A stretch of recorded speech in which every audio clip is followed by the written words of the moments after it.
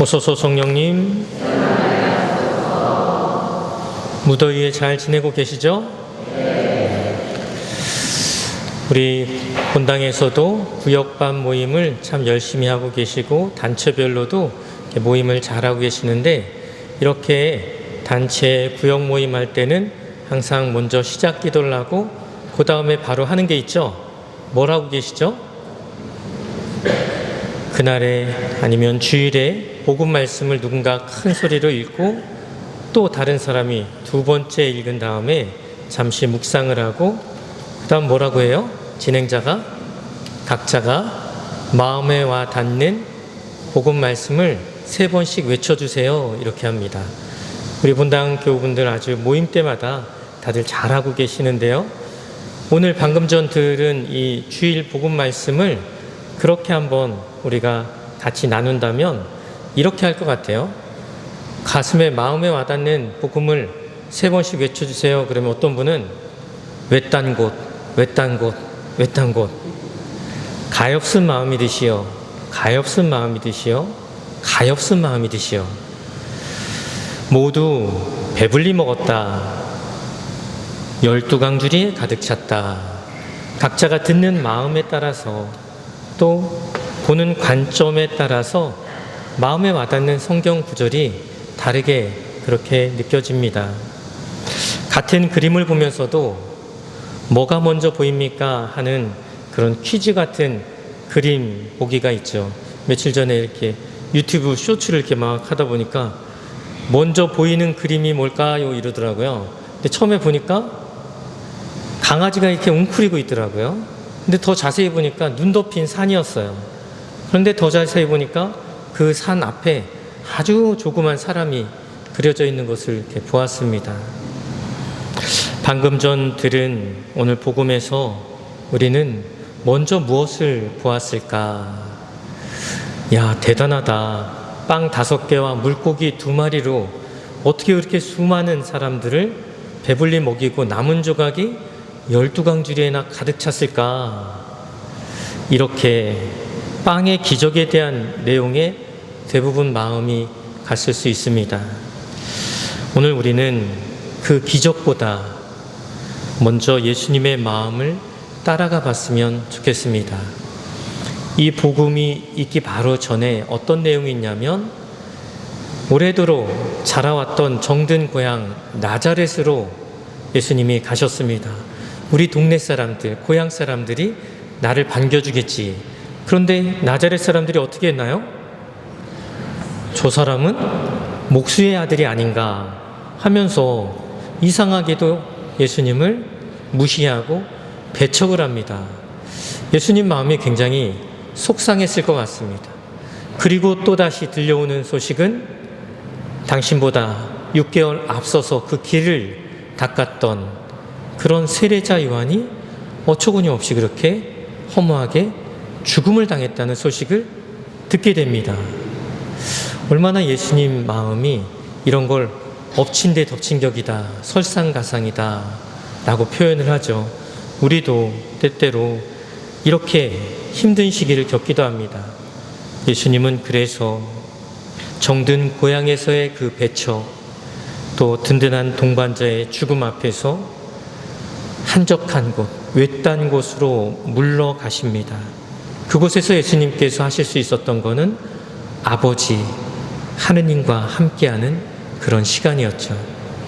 그런데 여러 고을에서 그 소문을 듣고 많은 군중이 몰려왔다고 합니다.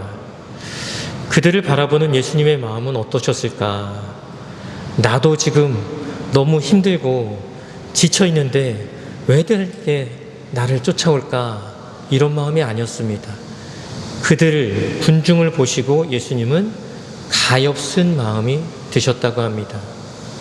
사랑받고 축복받아야 할 사람들, 그런데 많은 시련과 아픔 속에 방황하고 있는 그 사람들을 보시면서 가엾은 마음이 드셨다고 합니다.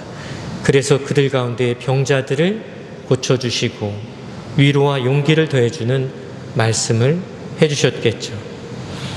우리 본당이야 넓은 주방이 있어서 밥때가 되면 척척 오늘도 맛있는 잔치국수와 수육을 준비하고 있다고 하는데 그 외딴 곳에서 늦은 시간에 그 수천 명이 먹을 식량을 구한다는 건 너무나 어려운 일이었죠. 제자들은 군중들을 돌려보내서 스스로가 먹을 것을 구하게 합시다. 요즘 말로 이걸 뭐라 그래요? 각자 도생합시다. 그런데 예수님이 너희가 그들에게 먹을 것을 주어라 하십니다.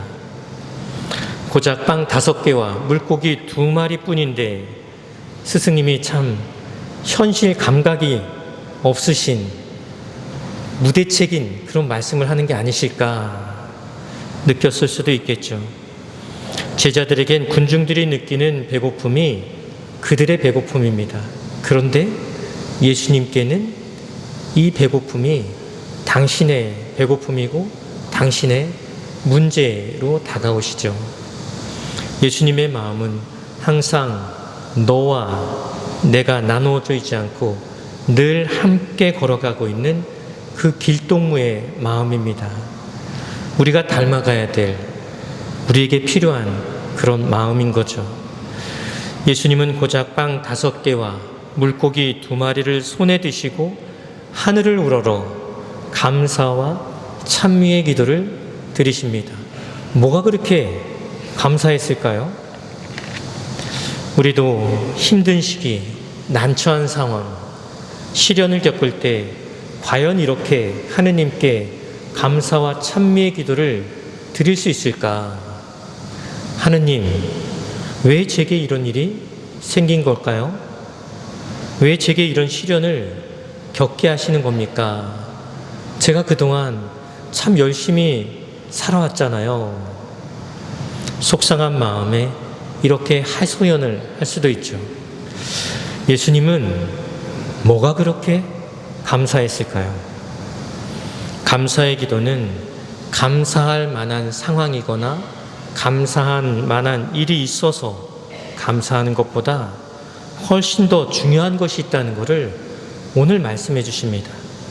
감사할 것이 하나도 없을 법한 그 고통의 십자가 위에서 마지막 숨을 거두실 때 예수님이 하신 말씀은 다 이루어졌다.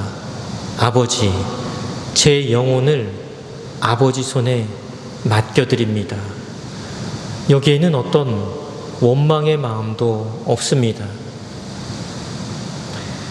죽기까지 아버지를, 하느님을 신뢰하고 함께하면서 온전히 다 내어드리는 이 마음자리, 어떤 처지에서도 모든 것에 감사하며 살 수 있는 그 마음자리가 여기 있습니다. 눈에 보이는 것들, 경험으로 알 수 있는 것들이 전부라고 생각하는 우리들에게 보이지 않는 것들, 경험을 넘어서는 이 절대적인 신뢰, 믿음으로 살아가는 모습이 어떤 것인지를 오늘 예수님께서 우리에게 보여주고 계십니다.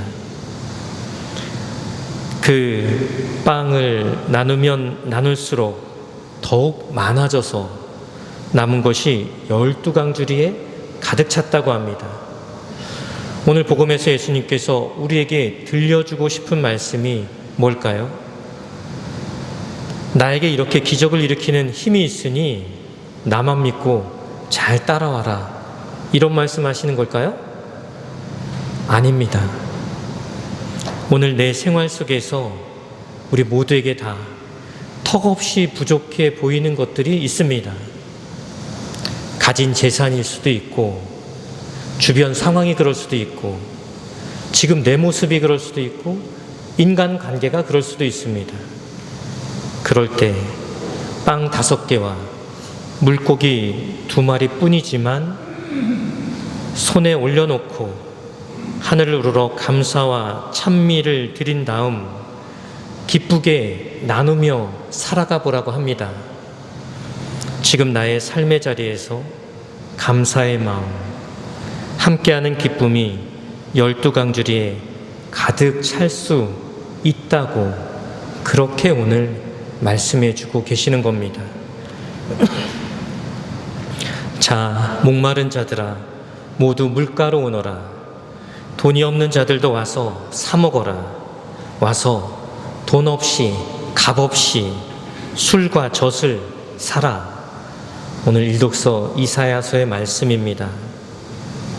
여기 있는 우리가 돈 없이 값 없이 함께하는 마음으로 기쁨을 나누고 감사의 마음으로 서로를 진심으로 아껴주며 살아간다면 어떨까요? 그 남은 조각들, 감사와 기쁨의 시간들, 마음들을 모으니 12강주리에 가득 찰 것이다. 바로 이것이 오늘 우리에게 선포된 예수님께서 들려주시는 기쁜 소식입니다.